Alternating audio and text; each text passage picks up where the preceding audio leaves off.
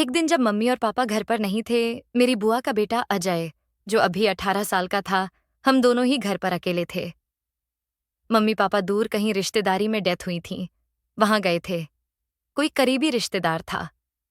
मैं तो कॉलेज की पढ़ाई कर रही थी और अजय से बड़ी भी थी 3 साल। अभी मेरी उम्र 21 साल थी।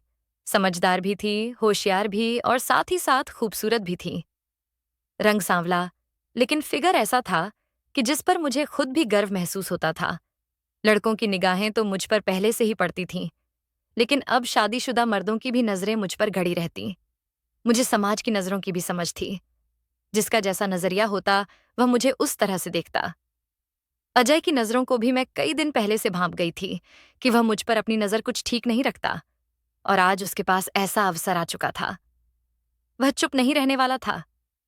शाम के समय जब मैं खाना खाकर अपने कमरे में बैठी थी, वह मेरे पास आया और मुझे कहने लगा, दीदी, आज अच्छा मौका है, इसलिए मैं तुमसे अपने दिल की बात कहना चाहता हूं। मैं घबरा रही थी। उम्र में भले ही वह मुझसे 3 साल छोटा था, लेकिन शरीर से मुझसे भी करीब 1 फीट लंबा था।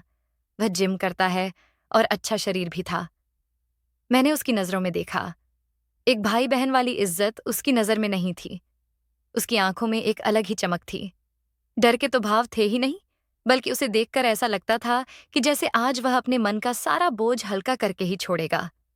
जिसने मुझे कभी छुआ तक नहीं था, उसने आज मेरा हाथ पकड़ लिया था। मेरी धड़कन बहुत तेज धड़कने लगी। एक अजीब सी बेचैनी मेरे तन बदन में होने लगी। उसके बाद उसने जो किया, वह अगर मैं अभी बता दूंगी तो आपको कहानी का असली आनंद कैसे आएगा। दोस्तों, मेरा नाम भावना है। मैं अपने माता पिता के साथ शहर में रहती हूँ। मेरे पिता एक सरकारी नौकरी में थे। मम्मी घर पर ही रहती थीं। लगभग मेरी कॉलेज की पढ़ाई खत्म ही होने वाली थी। बस एग्जाम देना ही बाकी था। मैं घर पर ही रहती थी। उन दिनों फोन नहीं थे, लेकिन हाँ, टीवी जरूर था। दिन भर बस टीवी में सीरियल ही देखती रहती। कुछ ही दिन में घर की चारदीवारी में ही रहने की आदत सी पड़ गई। माँ दिन भर अपने कामों में व्यस्त रहती और फिर कई बार मंदिर या सहेलियों के साथ बाहर भी जाया करती, लेकिन मुझे कहीं भी अच्छा नहीं लगता। मैं दिन भर घर पर ही रहना पसंद करती थी। हमारा जो किराए का कमरा था, उसमें 2 छोटे-छोटे कमरे और एक तरफ किचन था। एक कमरे में मम्मी पापा सोते थे और दूसरा कमरा मेरा था, जिसमें मैं अकेले सोती थी। बहुत सा सामान भी था, जो मेरे ही कमरे में रखा था। रसोई के एक तरफ बाथरूम भी था और बाहर की तरफ एक छोटी सी गैलरी, जहां अक्सर मैं शाम के समय बाहर निकलकर नीचे गार्डन में खेल रहे बच्चों की आवाज सुनती और उनके खेल देखती। हम जिस मंजिल में रहते थे, वह तीसरी मंजिल थी और यह बिल्डिंग 5 मंजिलों की थी। ये बिल्डिंग कुछ इस तरह से बनाई गई थी कि हर मंजिल के कमरे एक दूसरे के कमरे से ऊपर नीचे रहते थे। हमारी गैलरी के दाएं तरफ दूसरे कमरे के बाथरूम की खिड़की होती थी, और ऐसा ही हमारे बाथरूम की खिड़की से भी एक और गैलरी दिखती थी। या यूं समझ लो, बाथरूम की खिड़की और गैलरी में करीब 2 फुट का फासला था। एक दिन मेरी बुआ का बेटा अजय हमारे घर आया। उसके स्कूल की छुट्टियां पड़ी थीं। उम्र 16 साल, गांव में रहता था, लेकिन एकदम हीरो जैसा लगता था। सुंदर, लंबा और कसरत करने वाला। वह तो मुझसे भी करीब 1 फीट लंबा था। मैंने उसे करीब 3 साल पहले देखा था। तब में और आज में बहुत अंतर था। लंबे लंबे सर के बाल, बिल्कुल ऋतिक रोशन की तरह लग रहा था। मैं उसे देखती ही रह गई। सचमुच उस पर से नजर ही नहीं हट रही थी। मेरा कोई गलत भाव नहीं था, और ना ही मेरा नजरिया कोई गलत था। मैं तो बस उसे ऐसे ही देख रही थी कि यह 3 साल पहले मेरे साथ ही लिपटा रहता था, जब मैं अपनी बुआ के घर गई थी। तब में और आज में कितना फर्क है। उसने मुझे प्रणाम किया और फिर मुझे गले लगाया। मैं थोड़ी झिझक गई। वह कहने लगा, अरे दीदी, घबराते क्यों हो? मैं वही अज्जू हूं जो तुम्हारे साथ 1 महीने खूब खेला था। याद है कि भूल गई? मैंने कहा, बिल्कुल याद है। कितना समय हो गया बुआ के घर गए बगैर। मैंने कहा, अच्छा और सुनाओ, कैसे हो तुम? काफी बदल गए हो तुम। माँ भी साथ में ही थी। वह कहने लगा, दीदी मैं नहीं, तुम बदल गई हो। मैंने कहा, वह कैसे? दीदी आप तू से सीधा तुम पर आ गई। बड़ी इज्जत देने लगी हो मुझे। बदल तो तुम गई हो। फिर मैंने हंसते हुए कहा, तू अब तक बदला नहीं है, तू सच में वैसा ही है। और फिर हम सब हंसने लगे। मैंने उसके सामान का बैग उठाया और अपने कमरे में रख दिया, क्योंकि वैसे भी वह मेरे कमरे में ही सोने वाला था। पापा तो मुझे भी कभी अपने कमरे में नहीं सुलाते थे, तो फिर किसी और को कहाँ सोने देते। बस पापा ने टीवी मेरे कमरे में लगाया था। वह मेरे कमरे में आकर ही 2-3 पैग लगाते समय टीवी देखते और फिर वहीं खाना खाकर अपने कमरे में चले जाते। गर्मियों के दिन थे, पंखे हमेशा चले रहते थे। शाम को पापा भी आए और फिर हम सब लोगों ने साथ मिलकर खाना खाया। पापा मम्मी अपने कमरे में चले गए, मेन चले गए, मैं और अजय अपने कमरे में। टीवी तो चला हुआ था, लेकिन मैंने उसकी आवाज बहुत धीमी कर रखी थी, क्योंकि अजय मुझसे बात कर रहा था, इसलिए टीवी की आवाज को कम किया था। वह मेरे साथ ही बैठा था, बिल्कुल मेरे करीब। उसे देखकर मैं जरूर बदल गई थी। अब मैं उसके साथ भला कैसे उसी तरह रहती जैसे 3 साल पहले रहती थी। उस समय तो वह चेहरे से भी मासूम था और शरीर से भी छोटा था, लेकिन आज वह बात नहीं थी। मैं भला कैसे खुलकर उसके साथ उसी तरह से खेलती जिस तरह से वह खेल रहा था। कभी मेरी कलाई पकड़कर मरोड़ देता और कभी मुझे मारकर भाग जाता, लेकिन मैं ज्यादा कुछ नहीं कर रही थी, बस उसे ऐसा करने के लिए मना ही कर रही थी। शायद उसका मन अभी भी वही मासूम और भोला था, या शायद मैं अब मैच्योर हो गई थी, इसलिए मुझे झिझक हो रही थी। मैंने उससे कहा, अजय, यह सब छोड़ और इधर मेरे पास आकर बैठ जाओ। कितने समय बाद तो मिला है, कुछ बातें भी कर। कितने दिनों के लिए आया है, कहीं ऐसा तो नहीं कि 1-2 दिन में ही चला जाएगा। वह करीब आया और कहने लगा, दीदी मैं कल शाम को ही वापस चला जाऊंगा। मैंने कहा, तो फिर आया ही क्यों? रहने देना था। वह कुछ देर तो चुप रहा और फिर एकदम से जोर से हंसने लगा। अरे दीदी, मैं 1 महीने तक यहीं रहने आया हूं तुम्हें इसी तरह से परेशान करने के लिए। अब की बार इस मजाक के लिए मैंने उसे पकड़कर खूब पीटा। बदले में उसने भी मुझे घुस्सों से मारा। तभी कमरे से बाहर पापा की आवाज आई, भावना क्या कर रही हो? तुम्हारा शोर हमारे कमरे तक आ रहा है, चुपचाप सो जाओ। मैं भी सो नहीं पा रहा। फिर हम दोनों चुप हो गए। मैंने धीरे से अजय से कहा, अजय, अब बातें कल करेंगे, अब तू भी सो जा। हम दोनों साथ ही सोए। डबल बेड तो नहीं कह सकते, लेकिन हाँ, सिंगल बेड से थोड़ा बड़ा था, जिस पर हम दोनों आराम से आ गए थे। काफी समय बाद मैं इतना हंसी थी। सोते समय मैं सोच रही थी, चलो कम से कम अब 1 महीने तक अजय मुझे इसी तरह खुश रखेगा। सुबह जब मैं उठी, मेरे बदन में जोरों का दर्द हो रहा था। मुझे खड़े होने में भी दिक्कत हो रही थी। चलते समय भी ऐसा लग रहा था जैसे कि मेरे कदम आगे बढ़ने के लिए उठ ही नहीं रहे हैं।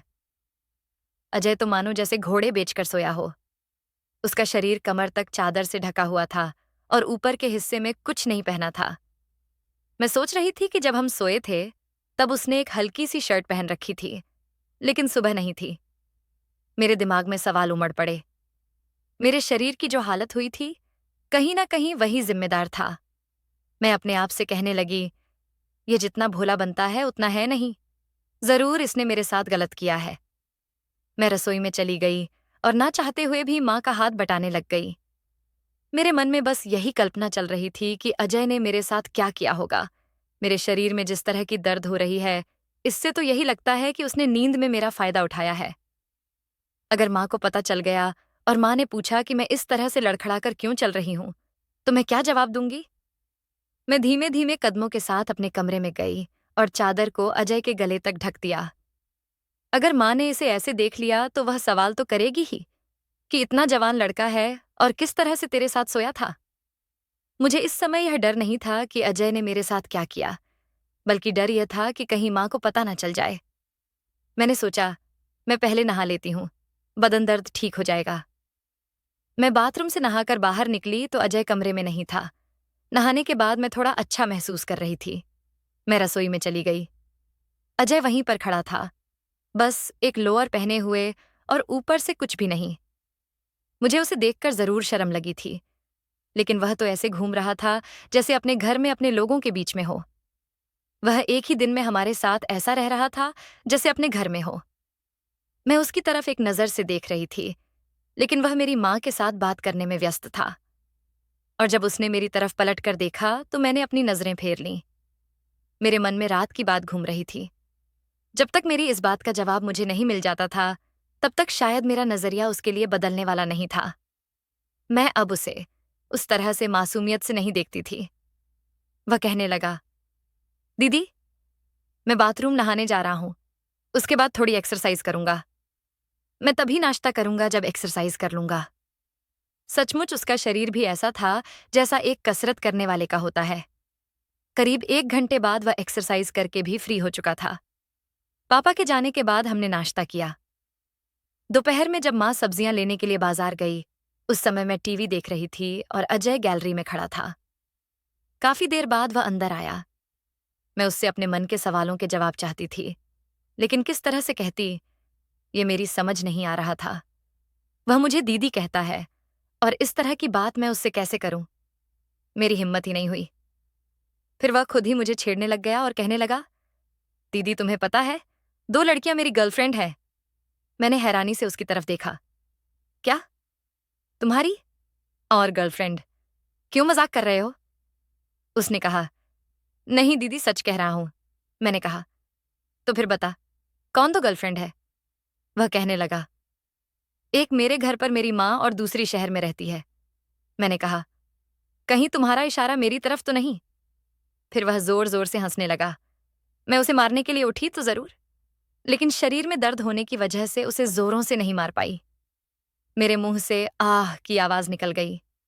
वह कहने लगा, दीदी क्या हुआ? मैंने भी कह ही दिया। पता नहीं सुबह से मेरे शरीर में बहुत दर्द हो रही है। वह फिर से हंसने लगा और हंसते हंसते कहने लगा, दीदी यह सब कल रात को की गई बॉक्सिंग का कमाल है। जब मैंने पूछा कि क्या मतलब है तुम्हारा, तो वह एक अजीब सी स्माइल देकर कहने लगा, ये तुम्हारी समझ नहीं आएगा दीदी। और वहां से फिर से गैलरी की तरफ चला गया। उसने जो कहा, मैं बस उसी के बारे में सोचती रह गई। वह किस बॉक्सिंग की बात कर रहा था? दिन निकल गया, लेकिन मेरे सवाल का जवाब मुझे नहीं मिला। शाम को फिर से हम सब ने मिलकर खाना खाया और मैं अपने कमरे में टीवी देखने लग गई। आज मैंने टीवी की आवाज को तेज किया था। मैं नहीं चाहती थी कि अजय फिर से कोई ऐसी हरकत करे जो मुझे अच्छी ना लगे। मेरे मन में जो उसके लिए सवाल उमड़ रहे थे, अब मैं उसके जवाब खुद ही खोजना चाहती थी। मैंने अजय से पूछा, अजय, तुम दिन में किस बॉक्सिंग की बात कर रहे थे? सच बता, मेरे शरीर में बहुत दर्द हो रही है। उसने कहा, दीदी वही बॉक्सिंग एक बार फिर से होनी चाहिए, तभी तुम्हारे शरीर की दर्द ठीक होगी। बीच बीच में वह मेरे साथ शरारत भी करने लगता, लेकिन मैं जवाब देने के मूड में नहीं थी। जब हम दोनों सो गए, मैंने नींद आने का बहाना किया, लेकिन मैं सोई नहीं थी। अब मैं ये सोच रह रही थी कि अजय पक्का जो कुछ मेरे साथ करता है उसे ही बॉक्सिंग का नाम दे रहा है। बस मैं एक बार इस बात का पता करना चाहती हूँ कि क्या सचमुच अजय ने। रात के करीब 12 बज रहे होंगे। मैंने महसूस किया कि अजय अपने कपड़े उतार रहा है। मैंने अपनी आंखें बंद रखी, लेकिन पता नहीं क्यों मैं अपनी सांसों को तेज होने से नहीं रोक पाई। पंखे की आवाज में शायद अजय को नहीं सुनाई दी होगी। इसके बाद अजय ने जो किया, उससे यह तो साबित हो गया था कि उसके मन में मेरे लिए क्या भाव थे। मैं चुपचाप आंखें बंद करके बस उन आवाजों को सुन रही थी जो पिछली रात नहीं सुन पाई थी। मैं सुबह तक 1 मिनट भी नहीं सो पाई। पूरी रात अजय ने मुझे सोने ही नहीं दिया। सुबह पापा के जाने के बाद मैंने मौका देखकर अजय से बात की। अजय, मुझे सच में बताओ ना, तुम घुमा फिराकर क्यों बात करते हो? तुम किस बॉक्सिंग की बात कर रहे थे? मेरे शरीर की यह दर्द कैसे ठीक होगी? वह कहने लगा, अरे दीदी, तुम्हें याद नहीं है जिस दिन मैं आया था, उस दिन तुमने मुझे कितना पीटा था और मैंने भी तुम्हें पिटा था। मैं उस बॉक्सिंग की बात कर रहा हूं। तुम्हारे शरीर में जो यह दर्द है, इसका कारण वही बॉक्सिंग है, और ठीक भी उसी बॉक्सिंग से होगी। तब मेरी समझ आया कि यह सचमुच इसी बॉक्सिंग की बात कर रहा था, क्योंकि रात भर तो यह खर्राटे मारकर सोता रहा। आधी शंका तो मेरी रात को ही दूर हो गई थी, क्योंकि रात को जब अजय ने अपनी शर्ट को उतारा, उसके बाद वह जैसे ही बिस्तर पर पड़ा, उसने जोर जोर के खर्राटे मारने शुरू कर दिए। मैंने सोचा था कि शायद अजय सोने का बहाना कर रहा है, लेकिन उसके खर्राटों को गिनते गिनते कब सुबह हो गई पता ही नहीं चला। कभी गिनती भूल जाती तो कभी शुरू से चालू कर देती, लेकिन वह चुपचाप सोया रहा। फिर भी दिन भर जब भी अजय मुझे दिखाई देता, मैं एक अलग ही हंसी के साथ मुस्कुरा देती। मेरे मन में उसके लिए जो गलतफहमी थी वह दूर हो गई थी। एक दिन वह नहाने के लिए बाथरूम चला गया और करीब 1 घंटे तक वापस नहीं आया। मैंने बाहर से आवाज लगाई, अजय, 1 घंटे से क्या कर रहे हो? जल्दी बाहर आओ, मुझे भी नहाना है। अंदर से उसकी आवाज नहीं आई। लेकिन बाल्टी में पानी के गिरने की आवाज जरूर आ रही थी। जब वह बाहर आया, मैंने उससे पूछा, अजय, इतनी देर तक तुम अंदर क्या करते रहते हो? वह कहने लगा, कुछ नहीं, बस नहा रहा था।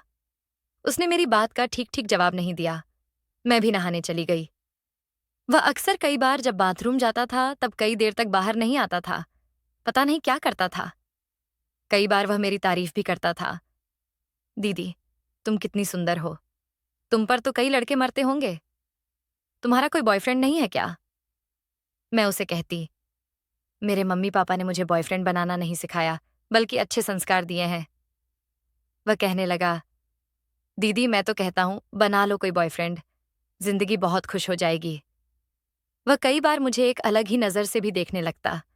मेरे मन में फिर से उसके लिए शक के भाव जागने लगते। वह कई बार मेरे करीब आता और कहता, दीदी, मैं तुमसे कुछ कहना चाहता हूं। जब मैं पूछती तो कहता, किसी और दिन कहूंगा, आज नहीं। पता नहीं क्या था उसके मन में। आखिर वह दिन भी आ ही गया जब उसके मन की इच्छा पूरी होने वाली थी। दूर कहीं रिश्तेदारी में डेथ हो गई थी। मम्मी पापा को वहां जाना पड़ा। करीब 2 दिनों बाद ही वह वापस आने थे। मम्मी पापा के जाने के बाद अजय कहने लगा, जब हम दोनों सोने की तैयारी कर रहे थे, दीदी, आज अच्छा मौका है, मैं तुमसे अपने दिल की बात कहना चाहता हूं। मैं घबरा रही थी। वह मेरे करीब आया और मेरा हाथ पकड़ लिया। मैं उसे रोक नहीं पाई। उस समय वह बिल्कुल सीरियस था। वह फिर से कहने लगा, दीदी, हिम्मत नहीं हो रही, लेकिन तुम अगर कहो तो मैं कहूं। मैंने बिना उसकी तरफ देखकर कहा, ऐसी क्या बात है जो तुम कह नहीं सकते? जो भी है वह कह डालो। पता नहीं क्यों, पर मैं भी चाहती थी कि वह कह डालें। वह कहने लगा, दीदी, हमारे बगल में एक लड़की रहती है। मैं अपने बाथरूम से उसे देखता हूं। वह बाहर गैलरी में खड़ी होती है। मुझे वह बहुत पसंद है। क्या तुम मेरी दोस्ती उसके साथ करा दोगी? मैं उसकी बात से हैरान रह गई। मैंने क्या सोचा था और यह क्या निकला? सचमुच हमारे बगल में एक लड़की रहती थी जो सुंदर तो थी, लेकिन वह ठीक किस्म की लड़की नहीं थी। मैंने खुद उसे कई लड़कों के साथ इधर उधर आते जाते देखा है। उसकी उम्र भी करीब 16 से 17 साल ही थी। मैंने अजय से कहा, अजय, वह लड़की ठीक नहीं है। मैं उसे अच्छी तरह से जानती हूं। उसके ना जाने कितने बॉयफ्रेंड हैं। और वैसे भी अभी तुम्हारी उम्र ही क्या है जो तुम लड़कियों के बारे में सोचने लगे। अजय मेरी बात मान गया और कहने लगा, दीदी, मैं तो उसे शरीफ लड़की समझ रहा था। अब मैं बाथरूम में इतनी देर नहीं नहाया करूंगा। और फिर हंसने लगा। मैं भी हंस पड़ी। उसे सिर्फ उस लड़की से लगाव था, प्यार नहीं। उसे बुरा तो लगा, लेकिन फिर मैंने उसे संभाल लिया। मैंने उसे कहा, अरे, मैं तुम्हारी भले ही दीदी हूं, लेकिन जिस तरह से तुम्हारी माँ तुम्हारी गर्लफ्रेंड है, उसी तरह से मैं भी तो तुम्हारी गर्लफ्रेंड ही हूं। हम दोस्त की तरह ही रहेंगे, एक अच्छे भाव के साथ, एक अच्छे विचारों के साथ। फिर इन 2 दिनों में हम दोनों ने खूब मस्तियां की। जब मम्मी पापा भी घर आ गए, तब भी हमने उनके सामने भी खूब मस्तियां की। वह भी हमें देखकर खुश रहते। अजय सचमुच एक भोला भाला लड़का था। शरीर से भले ही जवान था, लेकिन दिल एक बच्चे का था। हम काफी खेलते और फिर शाम को थक हार कर सो जाते। मैं अब भी उन दिनों के बारे में सोचती हूँ जब मैं अजय के लिए अपने मन में गलतफहमियां पाल चुकी थी। मैं समझदार और होशियार तो भले ही थी, लेकिन इतनी भी नहीं कि किसी के भाव को समझ सकूं। किताबों ने मुझे वो नहीं सिखाया जो वक्त ने और अजय के भोलेपन ने सिखाया। कई बार हम एक सही इंसान को भी गलत समझ बैठते हैं, जिस तरह से मैंने अजय को समझा था। दोस्तों, मैं आज भी उस समय को कोसती हूँ जब मैं अजय के लिए अपने मन में गलत विचार लाने लगी थी। तो दोस्तों, यह थी मेरी एक छोटी सी कहानी। उम्मीद करती हूँ कि आपको ज़रूर पसंद आई होगी। अगर यह कहानी आपको पसंद आई हो तो प्लीज़ मेरे चैनल को सब्सक्राइब करके बेल आइकन दबाना ना भूले, ताकि मेरी अगली कहानी जैसे ही आएगी आपको तुरंत उसकी नोटिफिकेशन मिल जाएगी। कहानी में अंत बने रहने के लिए आप सभी का धन्यवाद। अगली बार जल्द मिलती हूँ किसी और रोमांटिक कहानी के साथ। तब तक के लिए नमस्कार।